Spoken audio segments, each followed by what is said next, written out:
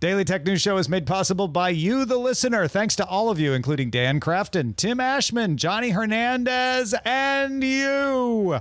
On this episode of DTNS, yes, you can recycle EV batteries. Molly Wood explains. Plus, why Apple and NVIDIA suddenly want a piece of OpenAI.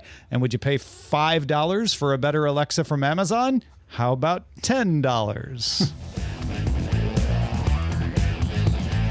This is the Daily Tech News for Friday, August 30th, 2024. In Los Angeles, I'm Tom Merritt. From Studio Animal House, I'm Sarah Lane.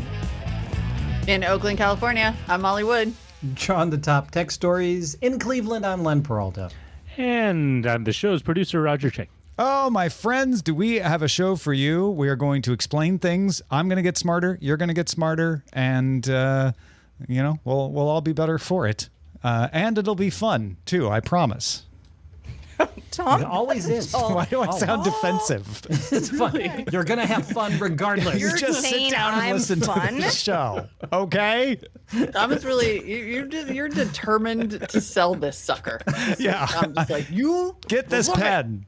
This All right, is a men's warehouse of text podcasts. You're going to like the way you You're look. going to like the way you look. Learn. Let's You're going start. to like the way you learn. With the cool. You're going to like the way you learn. I guarantee it. Starting with the quick hits. I kind of like that.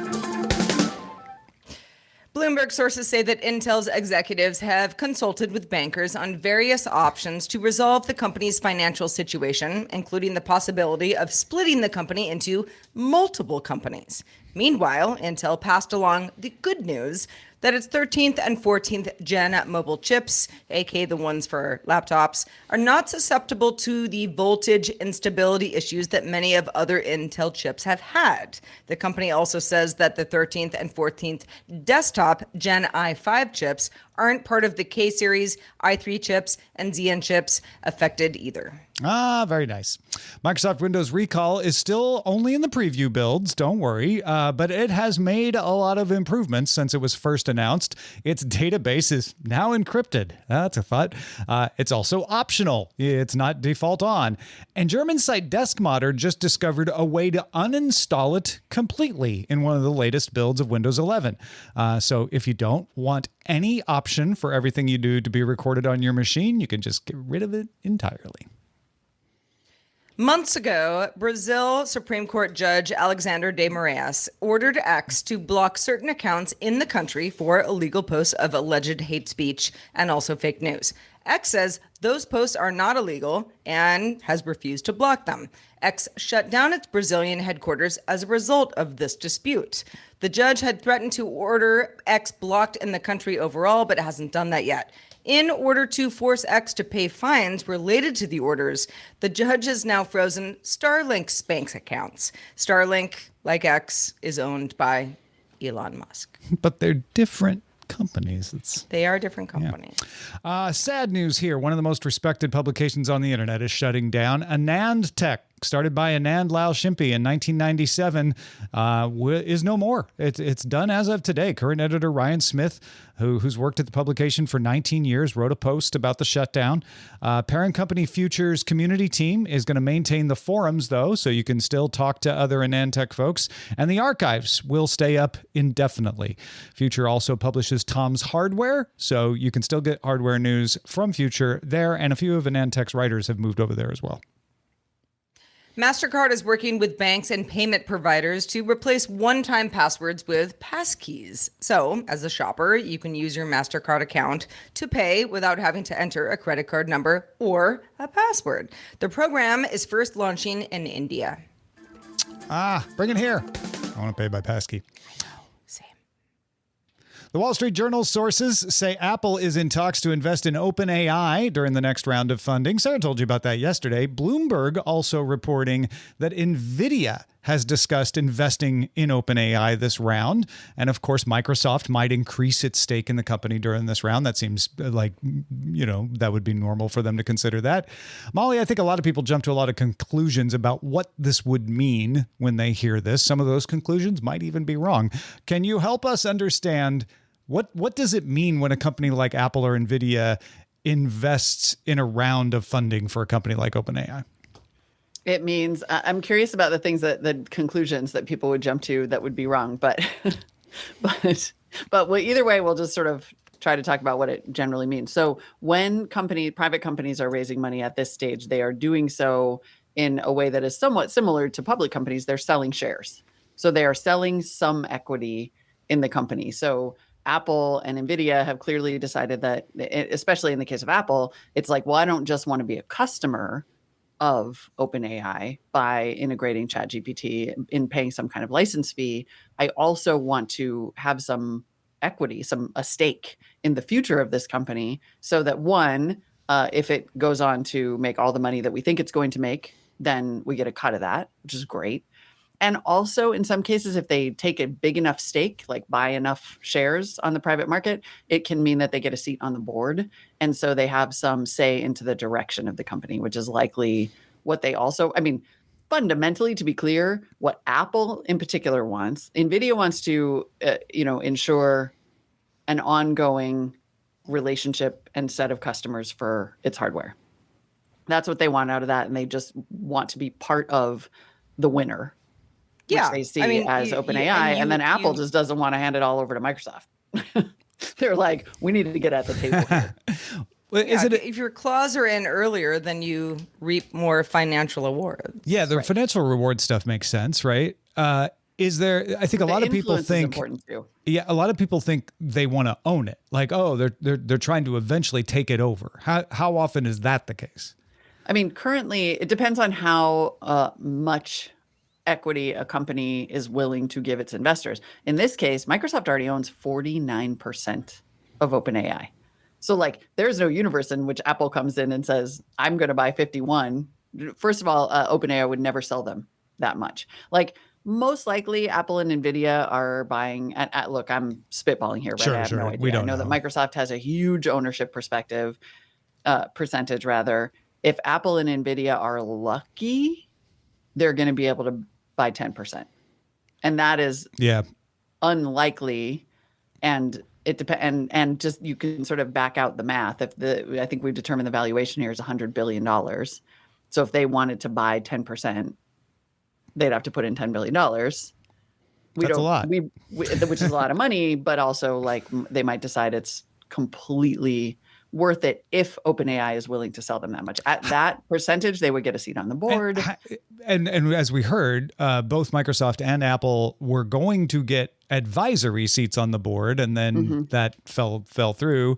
So maybe this is a better way to do that. We're also dealing with the complexity of OpenAI being a nonprofit foundation, and the shares they're buying are in a subsidiary of that foundation. So that complicates matters. I don't even want to go that way. But how much influence do you get if you're such a small shareholder? It depends on how much influence the company wants to give you. So if you buy enough equity, a big enough equity stake to get a seat on the board, then you have a pretty good amount of influence because you're in the room. Yeah. In theory, you have a good amount of influence. But, if you look at the way some of these tech boards are structured, like if you're on the board of SpaceX or on the board of, you got none. Molly, I watch Succession. So it's like, if you're one seat on a 5-person board, well, can you really do anything? You certainly can have influence. You can be a disruptive force. You can join with other board members. The main reason that you do it is to get information, and to get information early so that you can either influence the direction if necessary or just know what's coming. I mean, this is all moving so fast that the ability to buy into, even if you don't buy yourself a board seat, you can buy what's called information rights, which means they have to give you detailed financial updates early. There we go. Yeah. Because you get that that key clutch information about how much money they're making and what their business plan is, like way before. I was always a little skeptical of this idea that, let's say NVIDIA buys, less than 1% of the shares, that somehow has a big effect on OpenAI buying NVIDIA stuff, which they're already buying. But if it gets NVIDIA some information, that allows it to tailor its strategy to make sure that OpenAI stays happy. And that's all above board. OpenAI knows they have that information, are going to use it that way. That makes sense to me. Yeah, you get all. I mean, they open their books to you. You're an investor. Like you get investor updates that are are very detailed. And if you're on the board, you're literally, they're like, okay, we're thinking, we need you to approve this pay package, or we need you to improve this big move that we want to make to grow the business. You know how they no, think. It's just, yeah. you know how they think. So Yeah. if you really want to be at the forefront of this from a money-making perspective, but also just no one knows how any of this is going to go. And so if you want the information in real time, you got to spend, $10 billion to get it. Yeah. And that's a competitive advantage for Apple as well, which Microsoft has right now. So yeah, Wisdom in our YouTube chat is pointing out Microsoft's has got a profit share, which is different than its ownership. But I almost think that doesn't matter. Microsoft has $1 billion sunk into this thing, right? So it's just got a lot. I mean, it is fascinating that Apple is going to be allowed to buy. This is really, because OpenAI is like in theory sort of a separate company, but yes, okay, 49% profit share is. This is a Microsoft company. Yeah. Well, so it goes into the Apple's trying to get in any way it can. It goes into the complexity of how it's arranged, where Microsoft is also profit capped on how much profit it can extract, because this is ultimately owned by a nonprofit that is supposed to be improving the world and has a charter. So this is a little more complex than your normal, like, investing in a startup situation. Yes. But I think in the end, you have helped me understand that what Apple wants is information and a little bit of influence. Whether they get a board seat or not, board seat would be great. Maybe they will, maybe they won't. And we'll see if Apple and NVIDIA even invest. This is a report from Wall Street Journal and Bloomberg that they're talking about it. That doesn't mean they've signed a check yet either. And it might be a long time before we find out. A lot of this stuff is pretty secretive too. What we might find out as soon as October is a new Amazon Assistant. Reuters sources say that the new version of you-know-who, we'll call her A, codenamed Remarkable, might arrive as soon as October for between $5 and $10 per month. Yes, subscription service. The idea that Amazon's Assistant is going to be overhauled and that it might cost a subscription floated around already, so that's not really new. The newest rumor, though, is Anthropic's Claude is said to be providing the model for the improved voice assistant. Amazon reportedly decided against using an in-house model because there were latency issues. Basically, you ask a question, it takes a few seconds to get the answer back. Nobody wants that experience. It also may not run on all versions of Amazon devices that you might have in your home already. All right, everybody, I got a lot of questions. My first one is, I first of all, I have an Echo Show in my kitchen, and I have a couple of Sonos devices that use Amazon's Assistant for lots of stuff that I speak to, and also a lot of routines that go on in my home. It works for me. But as an Amazon Prime subscriber, I pay that, $130 now per year. How is that not going to be something that I get for free? I have to pay another subscription. You're already getting something for free, Sarah. You're getting the really crappy version that you have now. You want more? You got to pay for that. Well, and some people are like, oh, it's horrible. And I'm like, it's fine. I just know it can only do certain things. Well, the funny thing is the crappy version isn't even, you don't even have to be a Prime subscriber to use it. Like, you just buy an Echo and you get it, right? But that's why I'm like, but I am a Prime subscriber. And right. yes, Shouldn't you get over the course of a year, something? I do, I save money on toilet paper and all sorts of things, and I got Prime Video and this and that. But for it to be, and again, this is just, what's being reported, for this to be something that I would pay on top of what I already, Amazon has its claws into me pretty bad already. I don't know what I would pay. Yeah. There's no proof point is the other thing that I think is tricky, is like a lot of these services are coming out and wanting me to pay for stuff that just doesn't seem to have an obvious value. Like, to your point, Sarah, I've gotten used to the fact that A, well, we call her A, that A is limited, and that's fine. But I have no proof that by combining A with Claude, A is going to get any better. Yeah. And so I'm like, and so then they're like, come along and pay for this. And I'm like, well, I don't know, because also Gemini wants me to pay and ChatGPT wants me to pay. And I'm like, okay, but this is an early rumor, right? This is Reuters sources. Let's say Amazon comes out and demonstrates in October, this is what you're going to get. Which this is I assume they will. Yeah, this is what it's going to be able to do. Sure. You know, watch this demo. You'll be impressed, and then you are impressed. Let's say I watched the A demo and I was impressed too, and it can't do any of that. Okay, so but what I'm trying to get to is let's say you are impressed. And you're like, oh, okay, they showed me what it can do. Are you still willing to pay extra for it? Right. I mean, Sarah asked the right question. What am I willing to pay for? What am I missing in my life that I would be willing to pay $5 to $10? I feel like the answer is zero. Amazon. That's what I'm willing to pay. Amazon has done themselves a disservice. Mm-hmm. You were paying for Prime for shipping. That's the way. And honestly, even at $130 a year, it's probably still a good deal for free shipping. We have just gotten used to the fact over the years that we're going to get free shipping all the time, right?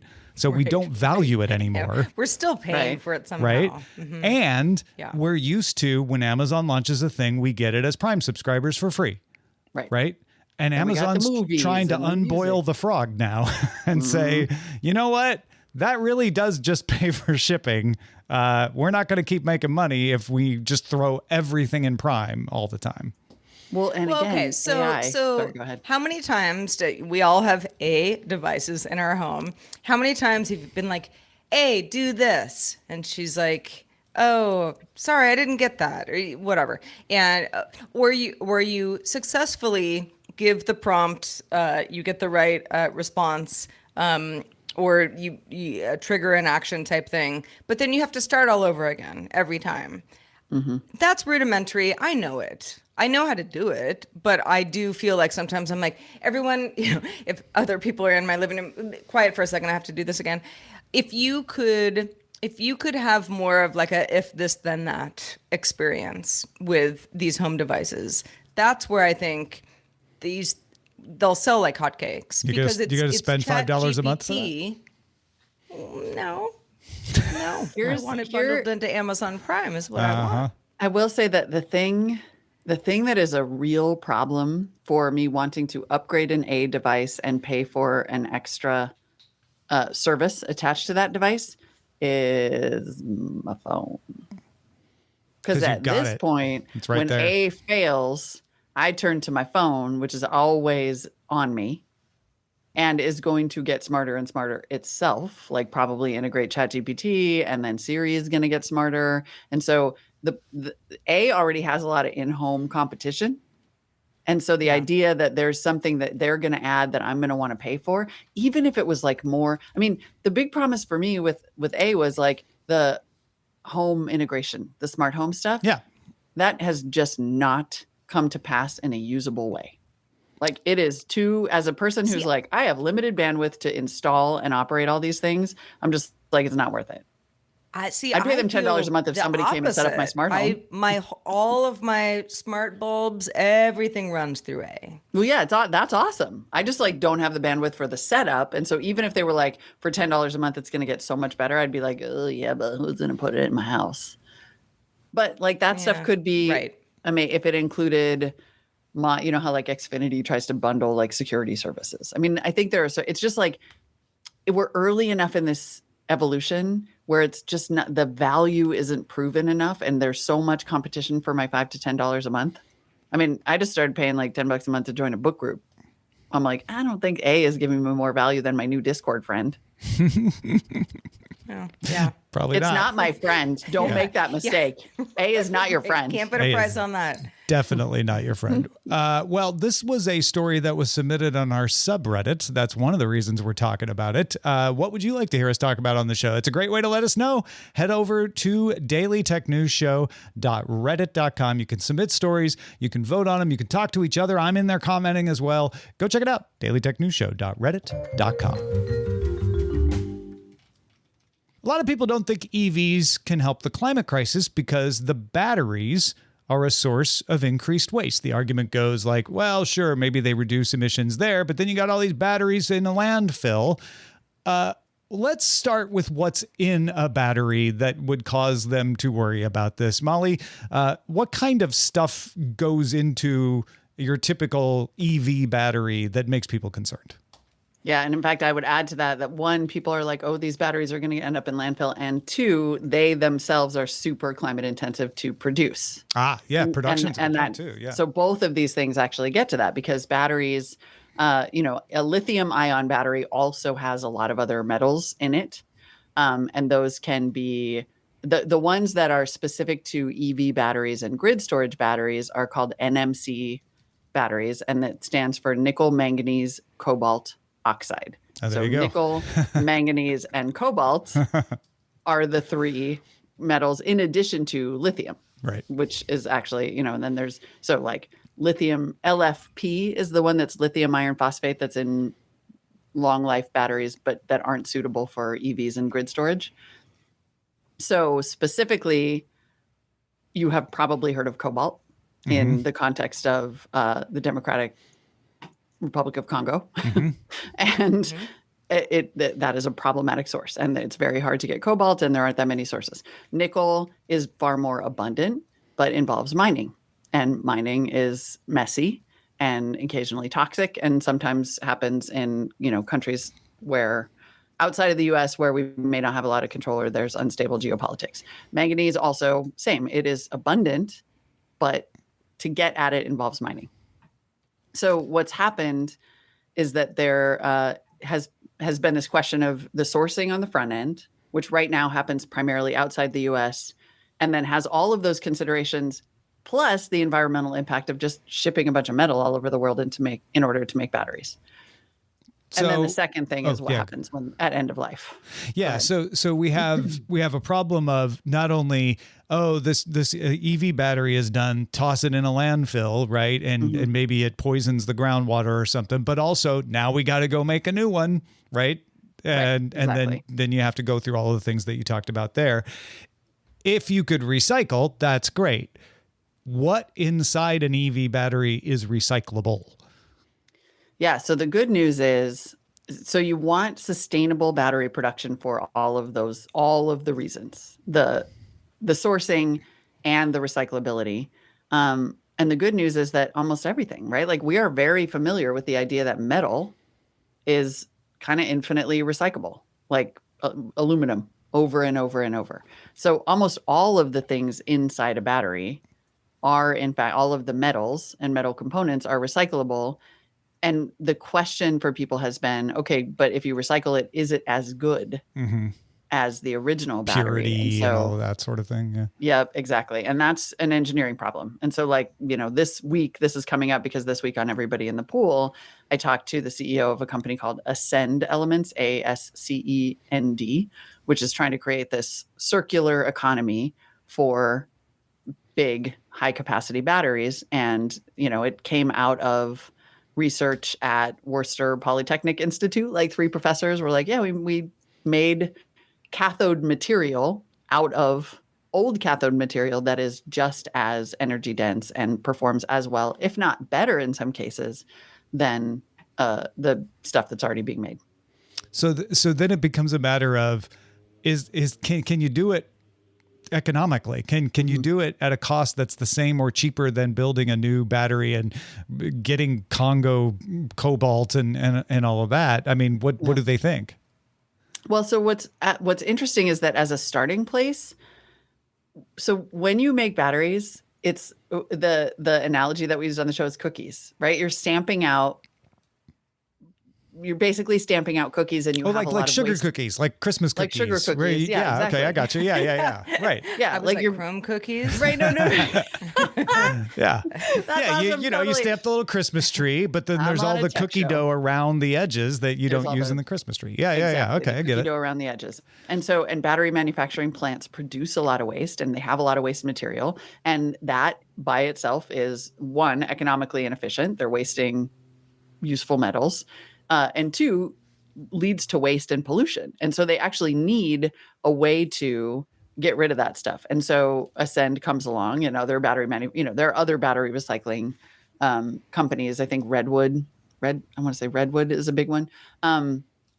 come along and buy that waste, scrap metal, effectively, and turn it into new battery material. And so that's like one way where it's just becoming a more sustainable manufacturing process. And then now that EVs have been, because I want to actually go back and address like one other myth, which is this idea that like, oh, it's in 2 or 3 years, much like my iPhone, my EV battery is going to be crap and I'm going to have to get rid of it and it might go in a landfill. That like doesn't happen. No. Like EV batteries are not like iPhone batteries. Yes, they degrade over time, but they degrade unbelievably incrementally comparatively. And even a battery that comes out of an EV after 10 years, which frankly, like by the time an EV battery organically has degraded to the point where it's just not useful anymore, the car around it will have fallen apart. I can attest to this because you remember when I rolled up to CNET's parking lot with my 2-year-old Toyota Prius in what, 2004, 2005, right? Yep. Something like that. That is a battery from 2002, right? Like that is a very old battery. It's a battery for a hybrid. It's not a battery for an EV. That thing lasted until 2014. Yep. That one exactly. did. And they've gotten better at figuring out how to make them longer lasting. So that's a good point too. So like if you've got a 300-mile, an EV with a 300-mile range right now, in 10 years, it might be a 200-mile range, which somebody will still be happy to buy. They'll be like, yeah, that's fine. And then worst case, you start to take them out.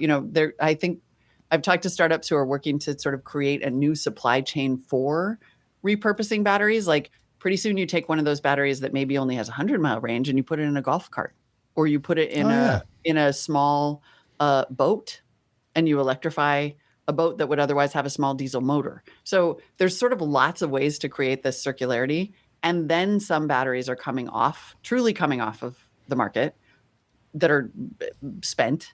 The other thing is they can harvest these materials from laptop batteries, from phone batteries. Oh, right. Because it's still the same metal. It's metal. Still a lot of the same metals and grid storage batteries. And so it's just like, because we now have had big high capacity batteries with this metal inside on the market for a long time, those are also coming out of service. And so so it just gets kind of bigger and bigger. The economics are still in question. I don't want to act like they've totally solved this. Right. But there are also, going to be incentives for it. And the car manufacturers, OEMs, are getting involved in this because it helps their environmental reporting, their sustainability goals. And also it's just like, in the long term, it's going to be cheaper. Yeah. So just remember, it's not Super like plastic where it changes when you recycle it. It's metal is metal. And those batteries last a lot longer than the one in your phone. Now everybody in our audience is going to be like, can I get an EV battery in my phone then? Because I would like my battery to last that long. I mean, I also wouldn't mind like an NMC battery in my phone instead of an LFP battery in my phone. But yeah, like this is not, it's just sort of not, I don't know. It's so interesting to me the more I have looked into this, because I thought the same thing. And I was like, you should probably lease an EV because, the battery is going to degrade over time. No, in the span of your 3-year lease, like, nothing's going to change about your range. Anyway, it's super interesting. That's good stuff. If you're a giant battery nerd, which I am. Go listen to that interview on Everybody in the Pool this week as well. There's some more information in that. Before we leave here, though, let's check out the mailbag. Let's do it. In another response to Roger's Patreon column on streaming, passing, other types of TV, George writes, well, I haven't had cable TV in 10 years. I've settled on Netflix, Max, and watching Blu-ray DVDs. Oh, very nice. Well, if you want to watch something else, I suggest you watch Tom's Top 5. We have a new one every week. Roger and I produce them together. Roger does all the editing. I do all the talking. And this week, we're counting down the top 5 video game franchises older than you. Roger wrote this one up. None of them are actually older than me, but they're older than you. I guarantee it. You can catch it at Daily Tech News Show on TikTok, DTNS Pix, DTNS PIX on Instagram, and at youtube.com/Daily Tech News Show. Let's check in with Len Peralta, who has been drawing today's topics for us. Len, what have you drawn today? Sometimes I get really inside baseball as far as what these images are. And I was looking over the show notes, and you were going to ask Molly a question which was, Molly, what are EV batteries made of? And I saw it, and I just grabbed it, and this is the image I created. It sounded like a my God. like a children's book. I love it. So this is the beginner's guide to what the hell EV batteries are made of. I love the subtitle the best.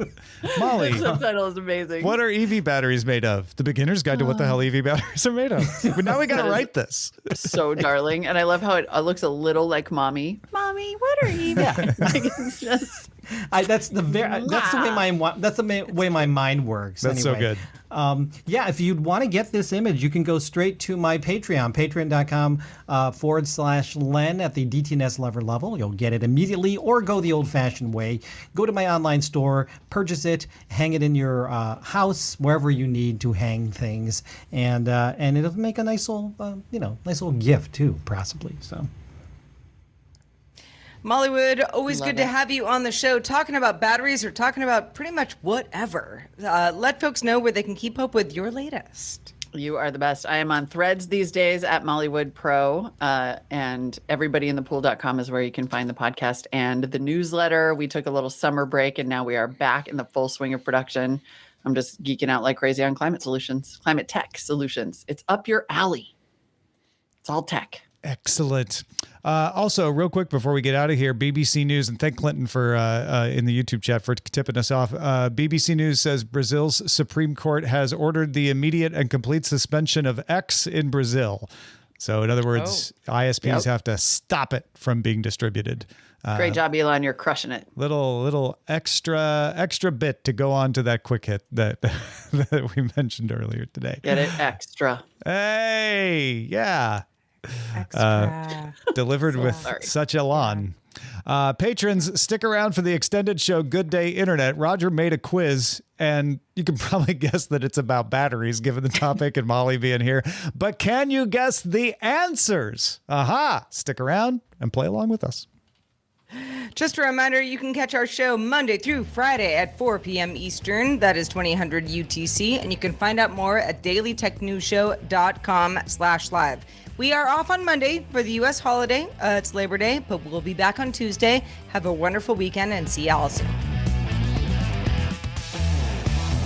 This week's episodes of Daily Tech News Show were created by the following people: host, producer, and writer Tom Merritt, host, producer, and writer Sarah Lane, executive producer and booker Roger Chang, producer, writer, and co-host Rob Dunwood, video producer Joe Kuntz, producer at large Anthony Lemos, Spanish language host, writer, and producer Dan Campos, science correspondent Dr. Nikki Ackermans, social media producer and moderator Zoe Detterding, our mods: Beatmaster, W. Scottis1, BioCow, Captain Kipper, Steve Guadarrama, Paul Reese, Matthew J. Stevens, aka Gadget Virtuoso, and J.D. Galloway. Mod and video hosting by Dan Christensen. Music and art provided by Martin Bell, Dan Luters, Mustafa A., Acast, and Len Peralta. Live art performed by Len Peralta.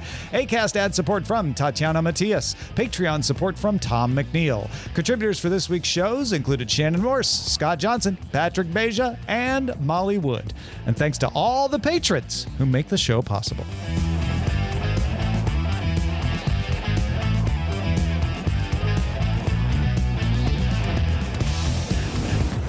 This show is part of the Frog Pants Network. Get more at frogpants.com. Diamond Club hopes you have enjoyed this program.